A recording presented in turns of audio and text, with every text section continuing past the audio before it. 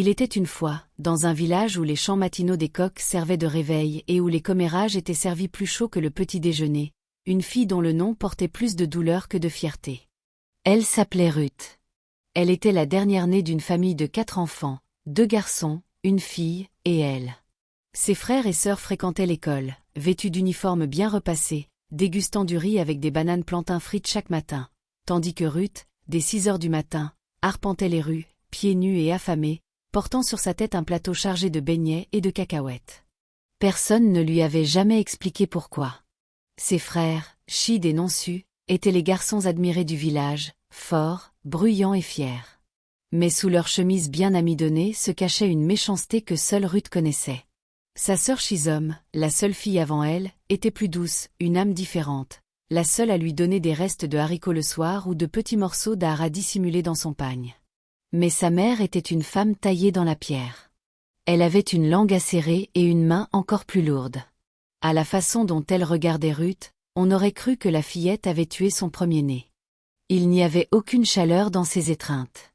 En réalité, il n'y avait pas d'étreinte du tout, seulement des ordres et des insultes. Pourquoi restes-tu plantée là comme une bûche inutile? Tu ne peux pas marcher plus vite? Ou dois-je t'arracher la jambe pour la porter à ta place? Tu es la seule chose qui soit entrée dans cette maison sans rien apporter de valeur. La nourriture était meilleure avant ton arrivée. Ruth ne comprenait pas. Elle n'était qu'une petite fille. Elle récurait les marmites jusqu'à ce que ses doigts blanchissent, marchait sous le soleil brûlant jusqu'à ce que ses pieds gonflent, et pleurait en silence la nuit près de l'âtre où l'on gardait les comprimés contre les fourmis. Elle n'avait pas de matelas, juste une natte, pas de sac d'école, juste un bol en plastique, et pire encore, aucune réponse à pourquoi elle était traitée ainsi. En vendant ses beignets de cour en cour, les femmes du village chuchotaient. « Regardez, cette fille est toujours dehors. Elle ne va pas à l'école? Quelle école? Cette gamine qui grandit comme une chèvre sauvage? Mais n'est-ce pas la fille de Mama Ruth? Fille ou domestique? Je ne suis même pas sûre. » Même les enfants se moquaient d'elle. « Tati Beignet, t'as encore oublié ton uniforme aujourd'hui? » Ruth souriait poliment et murmurait « Je ne vais pas à l'école. » Et il riait. Un jour, son frère Nonsu la croisa au milieu de la route, son plateau presque vide. Elle pensa qu'il allait l'aider à le porter, mais au lieu de cela, il le frappa de sa main, le faisant tomber. « Je t'ai dit de ne pas vendre près de mon école. Je ne veux pas que mes amis sachent que tu es ma sœur, une vendeuse ambulante illettrée. » Il partit en trombe tandis que Ruth, tremblante, ramassait ses beignets dans le sable. Elle pleura tout le long du chemin jusqu'à la maison, mais n'avait personne à qui se confier. Ses nuits étaient pires que ses jours. Pendant que ses frères et sœurs mangeaient dans des assiettes, elle se contentait de vieilles boîtes. Pendant qu'ils dormaient sur des lits, elle se recroquevillait près du coin à charbon. Quand il pleuvait, l'eau s'infiltrait par la partie abîmée du toit et trempait uniquement sa natte. Parfois, Shizom se glissait vers elle avec une assiette de riz et disait doucement « Mange vite avant que maman ne nous voie. » Ruth engloutissait la nourriture avec des mains tremblantes et murmurait « Merci, Shizom. Que Dieu te bénisse. » Shizom souriait et répondait « Tu n'es pas inutile, quoi qu'ils disent. » Cette phrase était la seule chose qui maintenait Ruth en vie. Le lendemain, le cycle recommençait. Sa mère ne lui souriait jamais, ne l'appelait jamais ma fille. Elle parlait d'elle comme celle-là ou cette fille. Si Ruth tombait malade, on l'ignorait. Si elle cassait une assiette par accident, on la battait jusqu'à ce que sa peau devienne bleu sombre de bleu. Elle n'avait pas le droit de toucher les chaussures de ses frères et sœurs, ni même leurs vieux livres. Quand on demandait à Mama Ruth pourquoi la fille n'allait pas à l'école, elle sifflait « L'école pour celle-là. Qu'elle apprenne d'abord à se comporter correctement et à agir comme un être humain avant qu'on parle d'école. » Personne ne savait ce qui s'était passé des années auparavant. Personne ne savait que la mère de Ruth, violée une nuit par un homme riche et ivre, avait porté sa grossesse en silence et mis Ruth au monde avec une amertume jamais guérie. Même Ruth l'ignorait. Elle ne connaissait que la douleur. Mais la douleur ne suffisait pas à tuer sa curiosité. Quand ses frères et sœurs rentraient avec leurs devoirs, elle jetait des coups d'œil à travers le rideau et essayait de lire les mots. Parfois, quand Shizom était seule, elle lui enseignait des lettres. À 10 ans, Ruth lisait mieux que les enfants en primaire. Un jour, en vendant ses beignets, elle expliqua à un autre enfant vendeur comment fonctionnait un site web, dessinant des schémas dans le sable. Elle décrivit comment les messages voyageaient d'un ordinateur à un autre et revenaient. Elle n'avait jamais utilisé d'ordinateur, mais elle avait écouté, appris et retenu. Ce jour-là, alors qu'elle expliquait son clavier imaginaire près d'un carrefour, un homme dans une voiture baissa sa vitre et l'observa. Il resta silencieux longtemps, puis l'appela. « Petite, viens ici. »« Qu'est-ce que tu viens de dire ?» Ruth, effrayée, répondit. « Tonton, j'expliquais juste quelque chose. »« Tu es en quelle classe ?»« Je ne vais pas à l'école, monsieur. »« Qui t'a appris ça ?»« Personne. »« J'écoute les gens parler. »« J'écoute bien. » L'homme la regarda comme si on venait de lui montrer un miracle en sandales. « Comment tu t'appelles ?»« Ruth, monsieur. »« Et tu veux aller à l'école ?»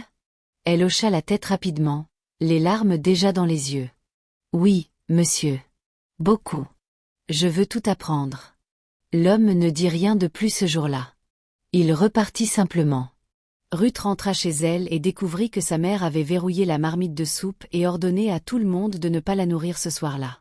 Quand Chisholm tenta de lui passer discrètement du gari et des cacahuètes, sa mère la gifla si fort que son oreille bourdonna pendant des jours. Cette nuit-là, Ruth pleura dans son mince oreiller, murmurant « Dieu, si tu es réel, ne me laisse pas mourir comme ça. » Elle ignorait que le ciel avait déjà dit Amen et que l'homme dans la voiture reviendrait, non pas avec des promesses, mais avec un dessein. Et à partir de ce moment, l'histoire de Ruth ne serait plus jamais la même. Le lendemain matin, le soleil se leva paresseusement sur le village, comme s'il était trop fatigué pour assister au même cycle de difficultés, de commérage et d'hypocrisie. Les femmes traînaient des seaux vers la rivière. Les enfants en uniforme bien repassé sautillaient vers l'école, certains tenant du pain, d'autres la main de leur mère. Mais Ruth, elle, était déjà sur la route, pieds nus, son plateau en équilibre sur la tête, vendant ses beignets avant que le soleil ne finisse de s'étirer. Son estomac grondait de faim. Elle n'avait rien mangé depuis la veille à midi. En approchant de la place du marché, une Jeep noire ralentit à côté d'elle. Son cœur s'emballa d'excitation. C'était lui, l'homme de la veille. Il baissa sa vitre, la regarda doucement et dit « Ruth, c'est ça ?» Elle hocha la tête timidement, fixant le sol poussiéreux. « Viens, » dit-il gentiment. « Je vais acheter des beignets aujourd'hui. » Il sortit de la voiture, surprenant tout le monde autour. Un homme adulte en chaussures cirées achetant chez une fillette pieds nus.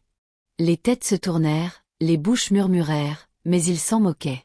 Il la paya, puis se pencha et demanda. « Tu te souviens de ce que tu as dit à ton ami hier sur les ordinateurs ?»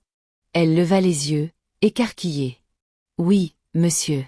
Comment sais-tu tout ça ?»« J'entends les gens parler. J'écoute et j'essaie d'imaginer. » Il la regarda comme si elle était de la magie enveloppée de boue. La mère de Ruth était assise sous un manguier, épluchant du manioc.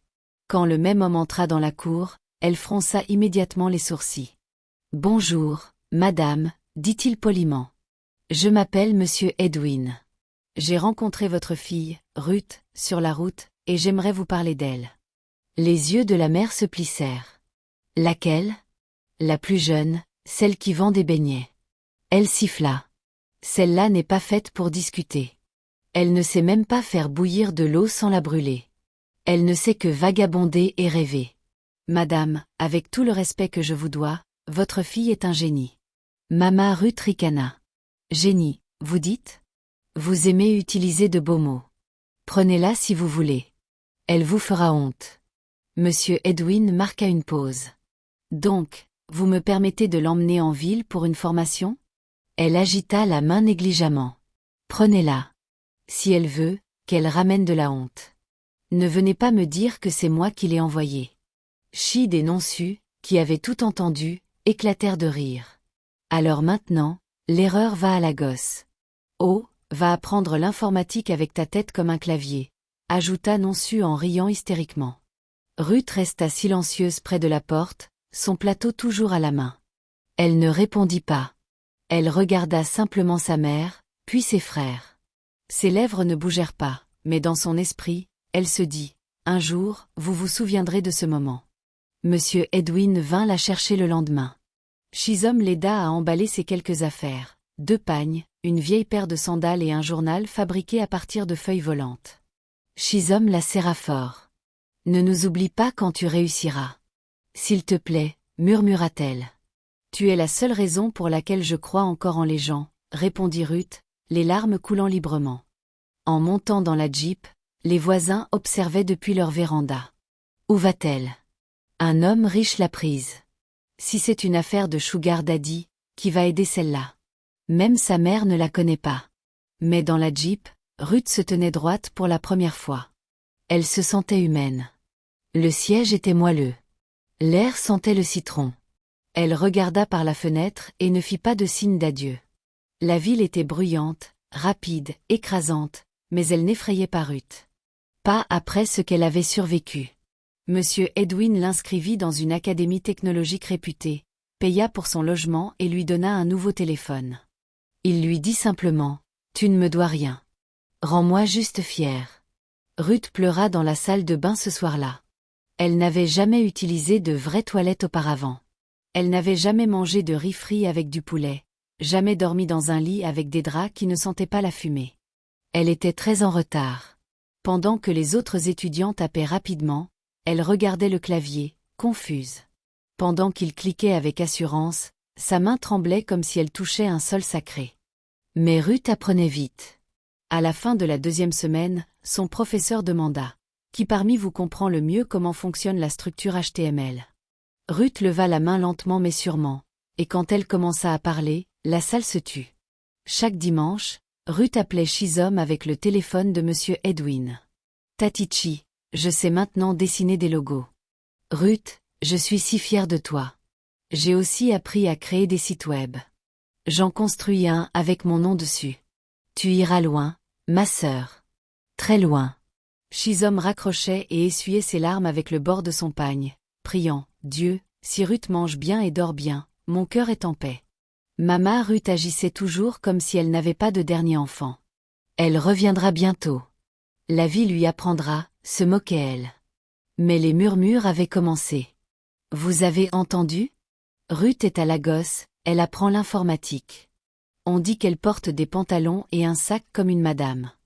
Nonsu abandonna l'école et passait ses journées à courir après des paris. Chid commença à fréquenter des mauvais garçons en ville, se battant et empruntant des vêtements pour des événements. Pendant ce temps, Ruth continuait de s'élever. À peine un an après le début de sa formation, elle créa un site web pour une marque nigériane au Royaume-Uni et gagna ses premiers $700. Elle cria quand l'alerte arriva. Elle courut chez Monsieur Edwin, lui montra l'écran et sauta dans ses bras. « Ça arrive, monsieur. J'ai gagné ça avec mon cerveau. Ce n'est que le début, Ruth. Le Canada est la prochaine étape. » Une start-up technologique internationale au Canada lui offrit un stage à distance avec formation, un visa sponsorisé et un contrat de $30 000 par mois. Après le premier trimestre, lorsque le visa fut approuvé, Ruth fit ses valises, les larmes aux yeux. Elle acheta un nouveau smartphone et l'utilisa pour appeler Shizom une dernière fois avant de quitter le Nigeria. « Chi, j'ai réussi. J'ai vraiment réussi. » « Ruth, dit Shizom, déjà en pleurs, tu n'as jamais été une erreur. Dis à Mama, dit Ruth, la voix tremblante, que je vais là où la haine ne peut m'atteindre. » Alors que l'avion décollait, Ruth regarda le Nigeria par le hublot et sourit.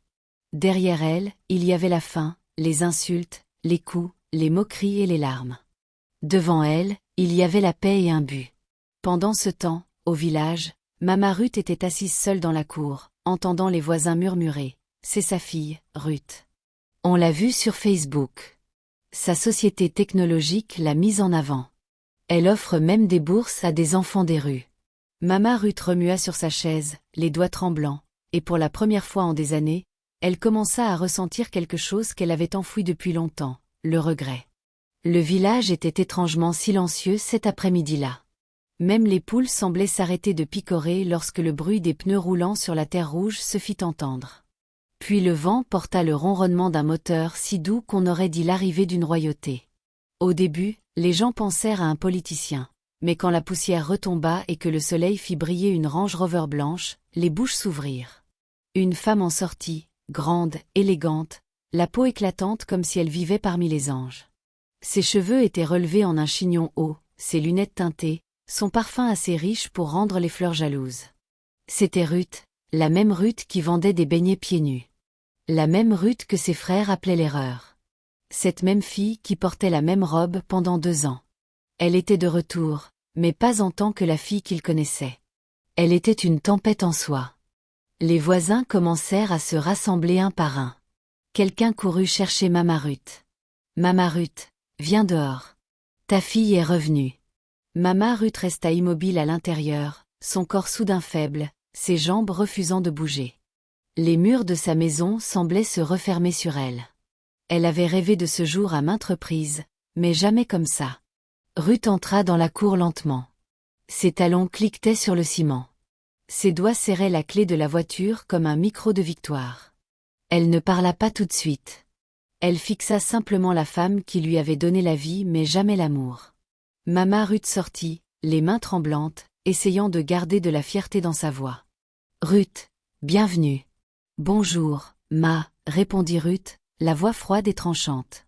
Le Ma était délibéré. Elle n'avait pas dit Mama. Elle avait dit Ma, comme une étrangère montrant un respect de base. Bientôt, la cour fut pleine. Le moulin à commérage se mit en marche. Ce n'est pas la fille qu'il disait inutile? Elle conduit une Range Rover, pas une Corolla. Mama Ruth, ça veut dire que ta fille était bonne et tu l'as appelée de la boue. Imagine si tu l'avais formée, on en bénéficierait tous maintenant. Ruth salua quelques anciens, serra dans ses bras les veuves qui lui donnaient de l'eau pendant ses jours de colportage, et serra la main d'un aveugle qui lui avait dit un jour, tes yeux verront ce que les autres ne peuvent pas. Ruth ne perdit pas de temps. Elle offrit des bourses à 4 enfants avec qui elle vendait autrefois. Elle paya pour qu'un forage soit creusé dans la partie du village où les gens buvaient encore de l'eau boueuse. Elle donna des sacs de riz et des provisions aux foyers en difficulté. Une des mères s'agenouilla devant elle et dit « Que tes ennemis boivent ta poussière comme une bénédiction. » Pendant tout ce temps, Mama Ruth regardait en silence depuis la fenêtre, son cœur battant comme un tambour de jugement. 2 jours plus tard, Ruth fut invitée à une conférence de jeunes dans une ville voisine. Son discours fut diffusé en direct à la télévision locale. Elle dit « Il fut un temps où je dormais près du bois de chauffage et ne mangeais qu'une fois par jour. Il fut un temps où ma propre mère ne pouvait pas me regarder dans les yeux avec amour. Mais j'ai tenu bon. Si vous êtes un enfant comme je l'étais, pauvre, non aimé, moqué, écoutez-moi maintenant, vous n'êtes pas une erreur. » Les larmes coulèrent dans la salle. Même l'animateur resta sans voix pendant quelques secondes. Le lendemain, les villageois répétèrent ces paroles comme des écritures saintes. À la maison, Nonsu s'effondra sur un terrain de football. Il fut transporté d'urgence à l'hôpital, et le diagnostic révéla une insuffisance rénale. Une opération urgente était nécessaire, coûtant 10 millions de Nera. La famille paniqua.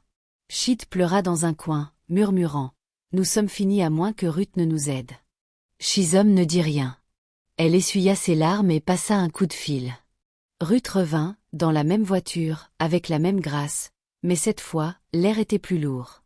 Mama Ruth sortit, paraissant plus mince, plus vieille, brisée. Elle tenta de parler mais éclata en larmes. Ruth resta immobile et demanda « Vous vouliez me voir ?»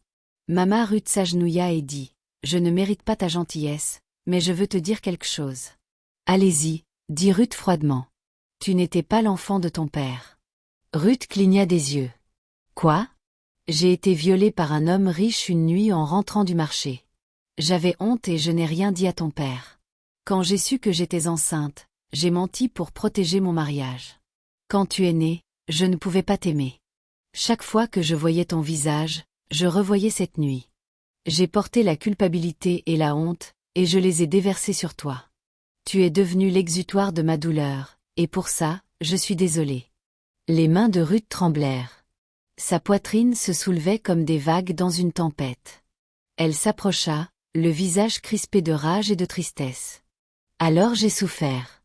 J'ai vendu dans les rues. J'ai eu faim. J'ai dormi dans des coins froids. J'ai pleuré. J'ai saigné. Et je me suis brisée à cause d'un secret que je n'ai jamais demandé. » Les larmes commencèrent à couler, mais sa voix ne trembla pas. « J'étais la punition pour votre silence. J'étais le prix d'une nuit que vous n'aviez pas causée. Vous m'avez regardé pleurer chaque nuit et vous n'avez jamais dit pourquoi. Ce n'était pas de la maternité. C'était de la méchanceté. » Elle tourna les talons pour partir. Mama Ruth tendit la main. Ruth, s'il te plaît. Mais Ruth ne s'arrêta pas. Je vous pardonne, dit-elle sans se retourner, mais je n'oublierai jamais. Elle ouvrit la portière, entra et la claqua. Le silence dans la cour était plus fort qu'un cri. Le lendemain matin, un coursier livra une enveloppe. À l'intérieur, un chèque de 10 millions de Naira pour l'opération de non-su et un billet d'avion pour le Canada au nom de Shizom, avec une lettre manuscrite. C'est le seul bien que je puisse faire pour ceux qui ont failli me détruire. Je vous pardonne, mais je ne reviendrai jamais. La lettre circula dans le village. Les gens se rassemblèrent à nouveau devant la porte de Mama Ruth, mais cette fois, ils ne murmurèrent pas. Ils rirent amèrement. Alors la fille qu'elle maudissait est celle qui distribue des visas maintenant. Voilà ce qui arrive quand la méchanceté boit de l'eau et oublie la vérité. Shizom partait pour le Canada, tandis que ses frères erraient sans chaussures. Mama Ruth était assise sur un banc en bois sous le manguier, serrant la lettre contre sa poitrine, ses épaules secouées de sanglots. « Ruth, je suis désolée, » murmura-t-elle dans le vent. Mais Ruth était déjà loin, et cette fois, elle ne reviendrait pas. La neige commençait à tomber lorsque Shizom sortit de l'aéroport à Toronto. Elle s'arrêta, le souffle coupé. Puis elle vit Ruth, vêtue d'un manteau de laine camel et de bottes, debout, grande et confiante. Elle s'enlacèrent fort. « Bienvenue à la maison », murmura Ruth. « Je n'aurais jamais cru ça possible », dit Shizom, la voix tremblante. « Tu m'as montré de l'amour quand personne d'autre ne l'a fait. Tu mérites plus. » Cette nuit-là, Shizom pleura dans son oreiller. Ruth prépara un chocolat chaud et disposa des vêtements neufs et un petit carnet intitulé Tes rêves comptent. Le nom de Ruth fit bientôt les gros titres, de vendeuse de beignets à femme de pouvoir. Elle donna des interviews, lança une ONG, l'initiative Ruth, offrant une formation technologique gratuite aux filles pauvres du Nigeria. Elle fut invitée à parler dans des conférences internationales. Elle utilisa sa plateforme pour inspirer, non pour se vanter. Dans chaque interview, elle disait « La douleur m'a élevée. La faim m'a formée. Mais la grâce m'a donné le micro. » Au village, Mama Ruth vieillissait rapidement. Ses fils devinrent des fardeaux. Nonsu était oisif et en colère. Shid, un ivrogne du quartier.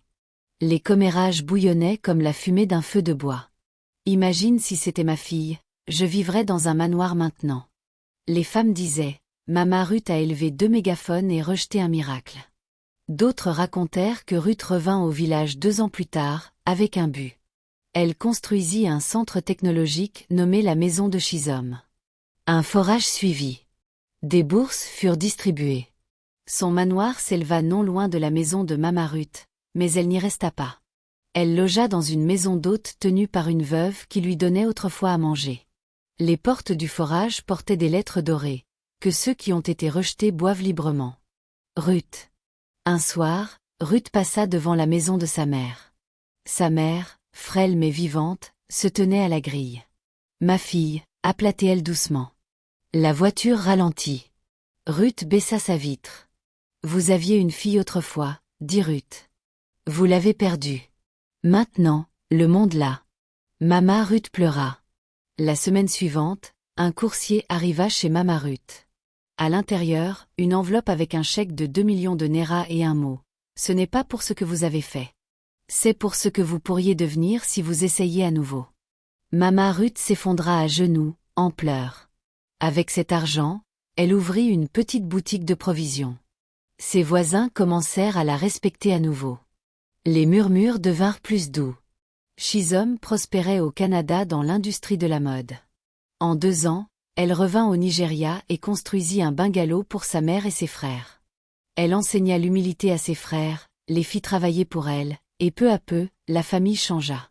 Pas parfaite, mais reconnaissante. Ruth ne revint jamais s'installer, mais elle rendait visite une fois par an, discrètement, brièvement, et avec bienveillance. Un jour, en s'adressant à des jeunes filles à la maison de Shizom, elle dit « Pardonner ne signifie pas oublier. Cela signifie se libérer pour voler, même si ceux qui vous ont coupé les ailes ne savent toujours pas ce qu'ils ont fait. » Et avec cela, Ruth ferma ce chapitre, non avec amertume, mais avec puissance. Leçon morale. Cette histoire nous rappelle que la pierre que vous rejetez pourrait être celle destinée à construire votre maison. Ne méprisez jamais quelqu'un à cause de sa situation actuelle. Demain peut renverser l'histoire d'une manière dont vous ne vous remettrez jamais. Un enfant que vous ignorez par honte pourrait devenir la bouée de sauvetage que vous supplierez demain. Ne déversez pas votre douleur sur une âme innocente qui n'a rien à voir avec votre souffrance. Quand vous voyez de la bonté, protégez-la. Quand vous recevez de l'amour, rendez-le. Et si la vie vous présente quelqu'un avec des rêves plus grands que ses circonstances, aidez-le ou écartez-vous, car un jour, le monde applaudira pour lui, et vous pourriez bien regarder depuis l'ombre.